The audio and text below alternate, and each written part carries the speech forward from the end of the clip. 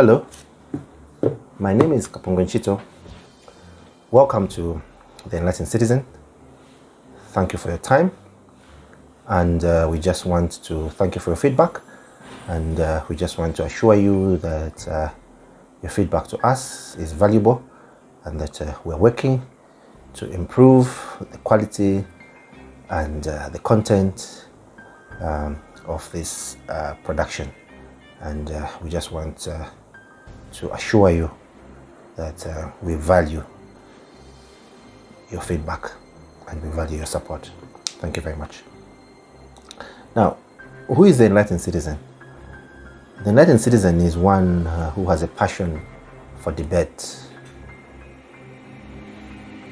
for argument, one who respects opinions and views that are different from his own. The Enlightened Citizen is one who has woken up from a deep slumber of poverty, disease, political oppression, religious dogma, and organized religion. The Enlightened Citizen is one who is free-thinking and respects views and opinions which are different from his own. The Enlightened Citizen is one who believes in a meritocracy and who believes that social mobility must be based on education. Now, what is the message for today?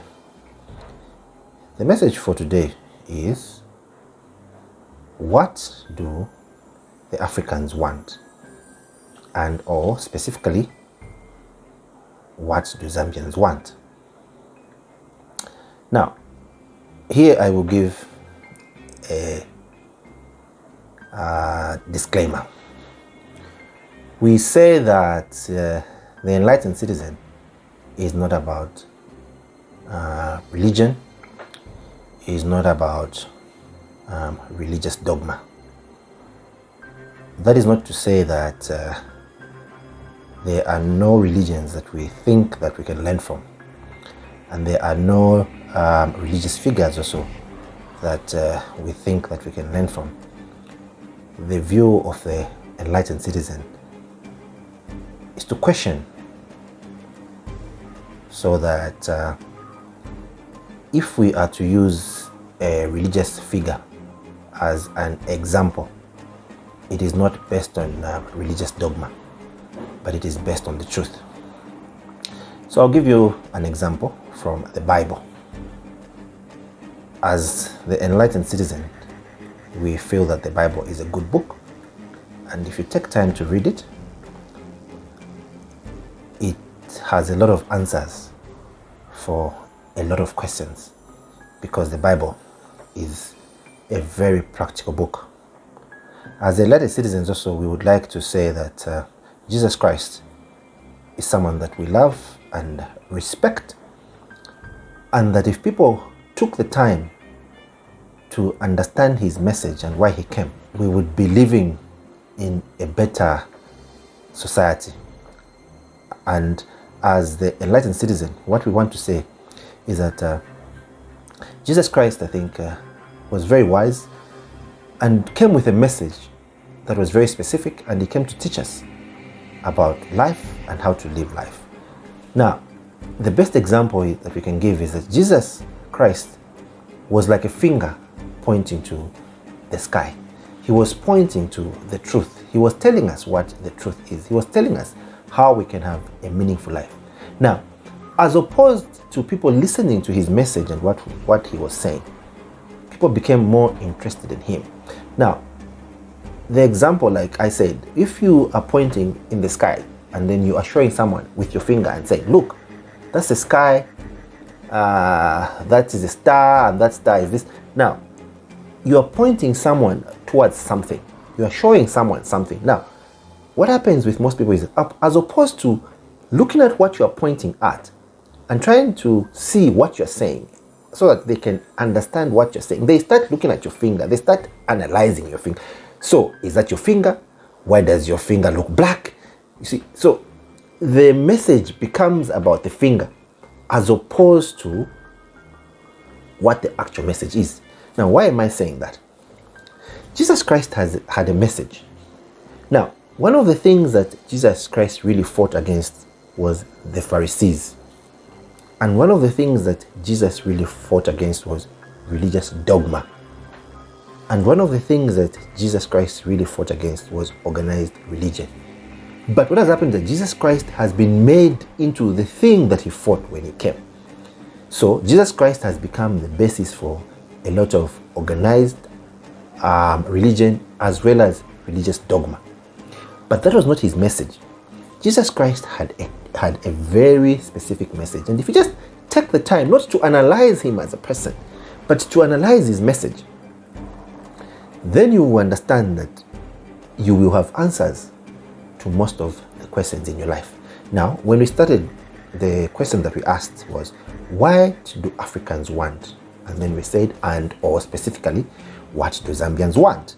Now, I'll give you two examples from the Bible.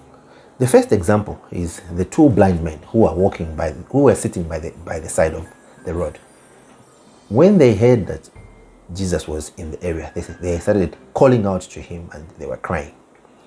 And when Jesus went to them, he knew that they were blind, but he did not assume what they wanted. He said to them, he asked them a question, what do you want me to do for you? Because they were blind. Okay? The way I think about that story is that if you find, let's say, if it's a blind man at Manda Hill, he's begging, and then you ask him, what do you want me to do for you? If it was in those days, they could have just said, no, give us some food and give us some transport money so that we can come and beg some more tomorrow. But those blind men, they knew what they wanted, and they said to him, we want to see. And Jesus Christ then said, because of your faith, okay, because you believe, you can see. And their eyes open. So what is the message? They knew what they wanted, and they asked for what they wanted, and they got what they wanted. And if you follow the conversation, Jesus Christ did not say, I have healed you.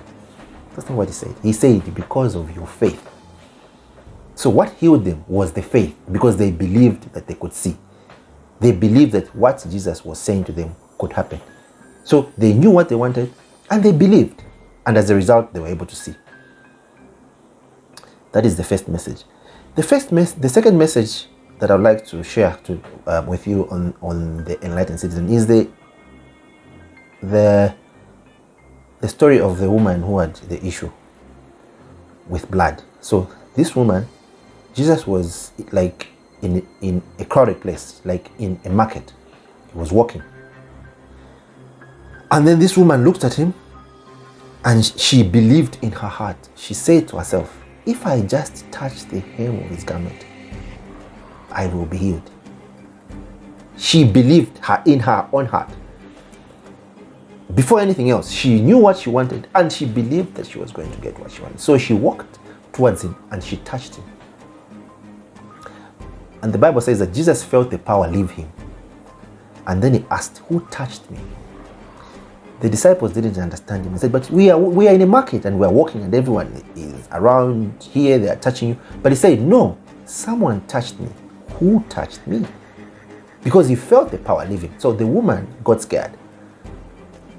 And she said, it is me who has touched you, Lord. And he said, go, because of your faith, you are healed. Again, if you follow the consistency of what Jesus said, he didn't say, I have healed you. He said, because of your faith, you are healed. Now, what is the connection between these two stories and what I'm talking about Africa and Zambia in particular? The connection is this. What is it that we want as Zambians? What do we believe? What do we expect? Is it normal that we live in a country where the cadres are the ones who are successful, where the cadres laugh at people who are educated? Is it normal that we live in a country where social mobility is based on you being a cadre? And in case you have not, it's your first time to watch a video from the Enlightened Citizen, a political cadre is a hooligan and is a thug. this person has got no discernible intelligence, no discernible education. The only thing that this person has is the ability to follow someone, praise, singing. He praises this person, he's bootlicking this person, telling this person what he wants to hear. So he's a praise singer. And he's also a thug for hire. So if this politician wants to intimidate some people, he wants to beat some people who think differently from him, who have opinions that are different from him, he sends this cadre to go and attack those people. And mostly those are innocent people, to beat them, to intimidate them.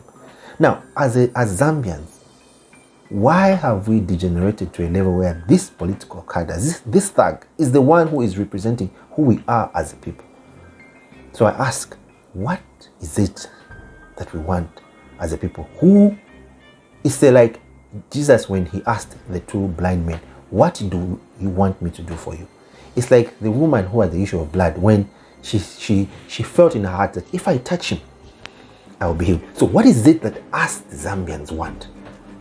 Once we define what we want, then our faith will grant us what we want as a people.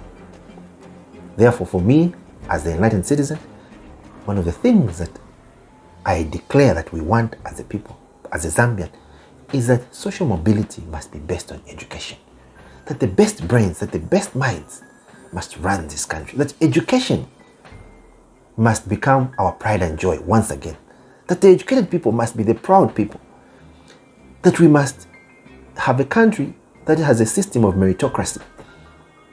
That the system must identify the best people. The system itself must have indoor systems that identify the best brains, the best minds. It doesn't matter where you come from, whether you're from Southern Province, Western, Northern, Luapula. It doesn't matter as long as you're intelligent. It doesn't matter who you know, what your last surname is. As long as you are intelligent, the system will identify you. And as the enlightened citizen, our declaration is that that is what we want as a people. So if we have been asked, what do you want as Zambians? The answer is, we want, one, Zambia to be a meritocracy. Two, we want social mobility in Zambia to be based on education. Once again, my name is Kapingo Chito on the Enlightened Citizen. We encourage you to join us on Instagram, on Twitter, on Facebook, and on YouTube. And we value your time with us. Stay blessed and thank you.